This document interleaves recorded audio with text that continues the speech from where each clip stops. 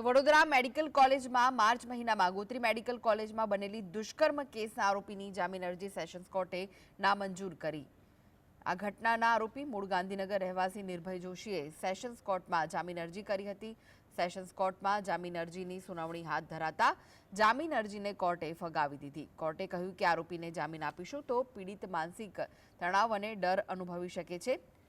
આરોપીએ કરેલું કૃત્ય મેડિકલ પ્રોફેશનને શોભતું નથી। જો આરોપીને મુક્ત કરવામાં આવે તો સમાજ અને મેડિકલ કોલેજમાં ખોટો દાખલો બેસે। આરોપી નિર્ભય જોશી અને પીડિતા વિદ્યાર્થીની બંને એક જ કોલેજમાં અભ્યાસ કરતા હતા। ભોગ બનનાર વિદ્યાર્થીની અને આરોપી 2023થી સંપર્કમાં હતા। ઓડિયો વાયરલ કરવાની ધમકી આપી પીડિતાને આરોપી બ્લેકમેલ કરતો હતો। રેકોર્ડિંગની પેનડ્રાઈવ આપવાના બહાને 15 માર્ચે કોલેજ પાસે આરોપીએ વિદ્યાર્થીનીને બોલાવી તેની સાથે જબરજસ્તી દુષ્કર્મ કર્યું હતું।